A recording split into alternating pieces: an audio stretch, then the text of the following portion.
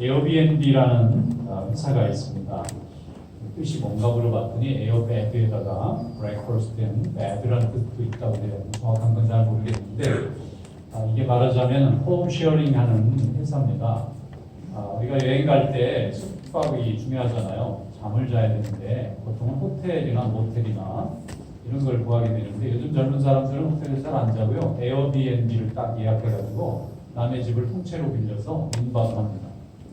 그런데 작년 1년 동안 바이러스 팬데믹으로 사람들이 여행을 잘 갈 수가 없었어요. 공항에 가면은 꼭 PCR 테스트해서 바이러스 있니 없니 물어봐야 되고 백신 카드도 줘야 되고 또 한국 같은 경우나 지금 일본은 굉장히 심하잖아요. 가면은 나올 수 없도록 이렇게 봉쇄를 해놓으니까 사람들이 여행을 할 수가 없는 거예요. 그런데 전 세계 호텔이 굉장히 많습니다. 그리고 호텔이 작년 한 해 동안 매상 올린 거에 2배를 올렸다는 거예요. 에어비앤비가. 우리 생각에는 사람들이 여행을 안 다닐 것 같은데 지금 많은 돈을 이 사람들은 어디서 벌었을까? 사람들이 이제 분석을 해봤겠죠. 해봤더니 여행의 목적이 달라졌다는 거예요. 과거에는 세계적으로 유명한 관광지를 가야 돼요. 스페인, 유럽, 남미, 모든 세계 사람들이 가는 데는 내가 가봐야 돼요.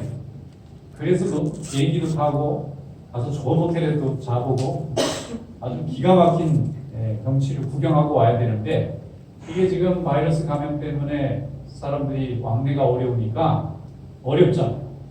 그런 사람들이 여행을 안 갈 것 같은데 더 여행에 대한 욕구가 강해지는 거예요. 그래서 어디로 가느냐면 가까운 데로 가는 거지. 국내 여행지, 동네 여행지 차로 한두 시간이면 갈 수 있는 데 가서 과거에는 멋있는 데 가서 사진 찍고 내가 이런 데 갔다 왔다 이렇게 보여주는 게 여행이었는데 지금은 혼자 혹은 친구들하고 혹은 가족들끼리 정말 쉬러 가는 거예요. 쉬러 가서 고기도 잡아보고 농사도 지어보고 또 산에도 좀 걸어보고 자연도 좀 즐겨보고 지금은 여행의 퍼포스가 체인지됐어요. 그런 사람들의 입장에서 볼 때는 럭셔리한 호텔은 불편한 거예요. 비행기를 타려면 스케줄 너무 복잡한 거예요. 가다가 어떻게 바뀔지 모르고 어떻게 묶일지 모르고 그러니까 그런 것보다는 안전하게 차로 가까운데 가족들하고 편안하게 며칠 가서 쉬고 올 수 있는 이런 것을 찾으려고 가는데 호텔이나 이런 데보다는 집이 좋죠. 집은 다 있잖아요. 방이 다 있고 집에 사는 거랑 똑같은 생활을 할 수 있으니까 그 세계적인 민박 체인이거든요. 에어비앤비가. 그게 전 세계 호텔이 작년 낸 매상의 2배를 올렸다는 거예요. 참 머리가 좋은 사람들이에요. 그러니까 모든 사람들이 꼭 필요한 게 있어요. 사람이 필요한데 필요한 3대 주 요소가 있잖아요. 의식주. 먹고 자고 옷 입고 다니는 거는 아무리 어려운 상황에서도 꼭 필요합니다. 이거랑 관계된 사람은 다 잘 되잖아요. 근데 그 가운데 인간이 좀 쉬고 싶은 여행을 가서 좀 재충전하고 싶은 것도 중요한 욕구라는 거예요. 이 인간에게 꼭 필요한 이 필수적인 요소를 잘 이렇게 캐치해서 이 사업을 잘하는 사람들이 있는 것을 보면 사람에게는 꼭 필수적으로 포기할 수 없는 중요한 요건이 있다는 거예요. 자, 우리 성도들에게는 어떤 것이 우리에게 꼭 필요한 필수적인 요건일까요? 우리 성도들에게는 예배드리는 것입니다. 믿음 생활하는 것이 굉장히 중요합니다. 우리 성도들은 하나님과의 관계를 포기할 수가 없어요. 세상이 아무리 봉쇄되고 아무리 전염병으로 나라를 넘어다닐 수 없는 어려운 상황이 된다 할지라도 우리 성도들은 예배를 드려야 삽니다. 예배 드리지 않고 편안한 건 믿음이 없는 사람이고 믿음이 있는 사람 예배 드리지 않고 견딜 수가 없는 거예요. 그래서 오늘 하나님의 말씀은 우리에게 이사야 선지자의 입을 통해서 우리에게 꼭 필요한 것은 하나님의 말씀이고 이 하나님의 말씀을 붙잡고 나가는 자에게 하나님이 시온의 대로를 열어주실 것을 약속하고 있는 줄로 믿습니다. 오늘 주시는 말씀 이사야 35장 8절로 10절 말씀을 다 같이 한 목소리로 읽어보겠습니다. 한글로 올라와야 되는데 이사야 35장 8절에서 10절 다 같이 읽어보겠습니다. 시작. 거기에 대로가 있어 그 길이 거룩한 길이라 길 걷는 바들이니 깨끗하지 못한 자는 지나가지 못하겠고 오직 구속함을 입은 자들을 위하여 있게 될 것이라. 우매한 행위는 그 길로 다니지 못할 것이며 거기에는 사자가 없고 사나운 짐승이 그리로 올라가지 아니하므로 그것을 만나지 못하겠고 오직 구속함을 받은 자만 그리로 행할 것이며 여호와의 속량함을 받은 자들이 돌아오되 노래하며 시온에 이르러 그들의 머리 위에 영영한 희락을 띠고 기쁨과 즐거움을 얻으리니 슬픔과 단식이 사라지리로다. 아멘. 이스라엘은 BC 586년에 바벨론이라는 굉장한 제국에게 멸망당하고 70년간 노예 생활을 했습니다. 전 백성이 다 끌려가지고 바벨론 사람들 각 집에 다 배당당해서 거기서 노예 생활을 했어요. 그들에게 가장 큰 공포는 나라가 없어진 것도 아니고 지금 자유를 잃어버린 것도 아니고 하나님이 자기를 이제 더 이상 쓰지 않고 버리신 것은 아닌가 하는 고민 속에 있는 게 제일 무서웠어요. 왜냐하면 어느 역사 속에서도 이스라엘 백성들은 항상 하나님이 회복시켜 주시고 구원해 주셨는데 70년간 바벨론 포로 생활은 이스라엘이라고 하면 정체성이 완전히 사라지는 그런 위험한 시기였어요. 그때 이사야가 이 포로된 백성들에게 이 말씀을 주십니다. 사막이 백합화가 피고 광야에 물이 솟아오르고 사나운 짐승들이 오지 못하고 시온의 대로가 열리게 되는데 그 시온의 대로는 악한 사람은 걸어갈 수가 없고 하나님이 속량한 사람, 구원받은 사람만 걸어갈 수 있는 시온의 대로가 열릴 거라는 거예요. 그 당시에 현실에서 이 말씀을 들을 때 그 백성들은 말도 안 되는 소리라고 생각했을 겁니다. 왜냐하면 지금 현실은 너무나 참혹합니다. 다 노예로 끌려가고 예배도 드릴 수 없고 자기네 나라의 고향에 돌아갈 수도 없고 주인이 허락하지 않은 문 밖에도 나갈 수 없는 철저한 노예 상태에 있는 백성들에게 시온의 대로가 열리고 하나님께 구원받은 백성만 걸어갈 수 있는 길이 사막에 열린다는 이 하나님의 말씀은 환상이나 신기루처럼 느껴졌을 거예요.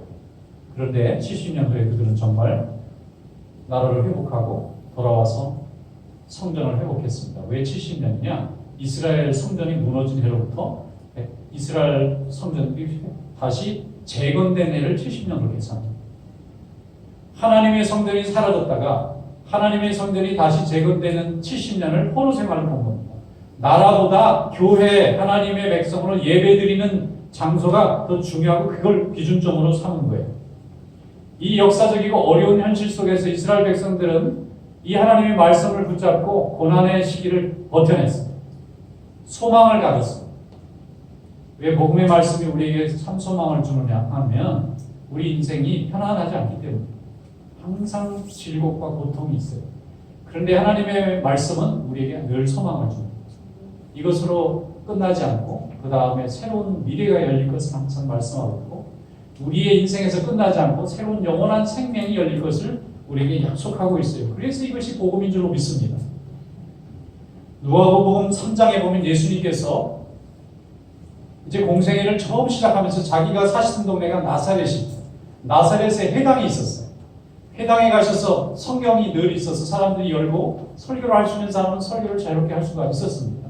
그때에 예수님께서 성경을 열었더니 이사야 말씀이 나오는 거예요. 그런데 이 이사야 말씀을 읽으시면서 뭐라고 말씀하셨느냐면 맹인이 보고 절름발이가 걷고 가난한 사람이 복음을 듣게 되는데 이제 성취되었다는 거예요. 예수님이 오심으로 인해서 그것이 성취되었다고 선포하시고 주님의 일을 시작하셨어요. 예수님께서는 하나님께서 이 땅의 모든 생명들을 사랑하시고 구원하시는데 사용한 그리스도로 이 땅에 보내주셨어요. 예수님이 오시는 순간에 인간의 모든 죄와 사망은 물러나고 예수님께서 십자가에서 달려서 돌아가심으로 인해서 그분의 그 피값으로 모든 인간이 져야 할 죄값이 다 해결이 되는 것입니다. 그래서 예수님이 오신 것이 예언의 성취고 구원의 완성이 된 거예요. 왜 우리가 대강절이 되면 기뻐하느냐 하면 소망이 생기는 거죠. 예수님은 두 번 오십니다. 한 번은 이미 베들레헴 예루살렘에 오셨고 또 한 번은 약속하신 대로 두 번째 오실 것입니다. 이걸 예수 그리스도의 세컨드 커밍, 퍼스트 커밍은 오셨고 이제 세컨드 커밍을 기다리는 우리 성도들이 해마다 예수님의 탄생을 앞두고 한 달 동안 다시 오실 예수 그리스도를 만난다면 우리는 등불에 기름을 밝히는 처녀들과 같이 예수님을 맞이해야 되겠다는 소망을 가지고 기다리는 이 기간을 대강절 혹은 대림절, 영어로는 애드벤트라고 그러는 거예요. 오늘 이 기간 동안에 여러분의 마음에 믿음의 소망의 촛불이 밝혀져서 예수님을 마음으로 고대하고 주님의 은혜와 구원을 누리는 성도들이 될 수 있기를 주님의 이름으로 축원합니다. 예수님이 오시지 않았다면 우리 인간은 영원히 미신과 우상과 신이 아닌 것을 신으로 믿는 어리석은 인생을 살면서 살아야 됐을 겁니다. 그리고 죄의 능력과 죄의 역사는 얼마나 강하고 힘이 강한지 모릅니다. 모든 인간의 죄와 사망의 역사 가운데는 이 죄의 역사가 있는 거예요. 마귀의 역사가 있는 것입니다. 그래서 인간은 절대로 그리스도의 은혜가 아니면 행복해지거나 또 구원받을 수가 없습니다. 그래서 이사야 선지자는 바벨론에서 포로된 사람들에게 하나님의 은혜와 시온의 대로를 선포했고, 예수 그리스도께서 복음을 전할 때는 로마 제국이 이스라엘의 백성들을 압박하고 있었는데 그 압박의 고통 속에서 새로운 소망을 예수 그리스도의 복음과 세례 요한의 복음을 통해서 하나님의 말씀을 듣고 주님께 돌아가게 된 거예요. 지금 이 시대 우리에게도 하나님의 말씀은 동일하게 선포되고 있습니다. 수많은 코로나 바이러스들이 넘치는 이 시기에 우리 모든 인류에게 주시는 하나님의 구원의 소식이 바로 예수 그리스도의 탄생과 은혜 가운데 있는 줄로 믿습니다. 오미크론인가 이름도 바로도 잘 안 되는 새로운 바이러스가 또 등장했는데 이번엔 이 델타 바이러스보다 뿔이 배나 많이 생겼다고, 돌기가 32개나 있다고 그러는데 이걸로 끝나면 좋겠지만 끝날 것 같지가 않아요. 나중에는 32개가 아니라 75개쯤 생긴 바이러스가 나타날 수도 있을 것 같아요. 그래서 백신 만들었는데 이게 다 무용지물이 될까 걱정이 돼서 지금 전전긍긍합니다. 모든 사람들이 하루도 편안하게 이제는 모든 것이 해결됐다고 하는 순간이라는 게 우리 인간의 일은 없습니다. 인간은 누구나 영적으로 포로상태입니다. 영적으로 이 세상의 두려움에 붙잡혀 있고 인간의 한계에 붙잡혀 있어요. 그래서 하나님이 우리를 불쌍히 여기시는 겁니다. 우리 민족도 일본이 지금은 안 그렇지만 과거에는 제국주의를 했잖아요. 남의 나라를 강제로 합병해서 고통을 줬잖아요. 그 제국주의에 있을 때는 우리 민족 전체가 다 노예 생활을 했어요. 6.25 전쟁 때는 살아있으나 언제 전쟁이 나서 내 목숨을 잃어버릴지 모르고 내 가족들이 흩어질지 모르는 두려움 속에서 살아야 됐습니다. 지금은 우리가 편안한 삶을 사는 것 같지만 날마다 우리는 사고와 사건과 범죄의 위협 속에서 살아야 되고 심지어는 바이러스의 위협 속에서도 살아야 됩니다. 우리에게 온전하고 완전한 평안한 건 없습니다. 항상 두려움과 공포와 염려 속에서 살아갈 수밖에 없는 인생이 바로 우리의 인생의 본질과도 같은 것입니다. 그래서 이사야 선지자는 하나님의 말씀이 중요하다고 말씀합니다. 시온의 대로가 열릴 것을 바라보는 소망이 있는 자만이 하나님께서 주실 은혜를 사모하고 그 길을 준비하고 예비하는 은혜가 있는 줄로 믿습니다. 우리가 미래가 있다고 생각하면 지금 뭔가 할 수 있는 자신감이 생기지만 내 미래가 완전히 다 닫히고 나는 아무리 노력해도 절망밖에 없다고 생각하면 오늘 이 현재도 노력하지 않고 수고하지 않고 준비하지 않는 것입니다. 유대민족은 하나님의 말씀을 듣고 하나님 앞에 순종한 자가 주의 백성들이 되고 저들의 고통의 역사가 오히려 하나님 나라 확장에 쓰임받는 교회의 역사로 하나님이 변화시켜 주시는 줄로 믿습니다. 누가복음 4장 18절로 19절 말씀에 예수님께서 이렇게 말씀하셨습니다. 주의 성령이 내게 임하셨으니 이는 가난한 자에게 복음을 전하게 하시려고 내게 기름을 부으시고 나를 보내사 포로된 자에게 자유를 눈먼 자에게 다시 보게 함을 전파하며 눌린 자를 자유롭게 하고 주의 은혜의 해를 전파하게 하려 하심이라 하였더라. 그랬습니다. 은혜의 해라는 게 뭘까요? 희년입니다. 주빌리. 그때는 모든 의무로부터 모든 빚으로부터 다 탕감받는 것입니다.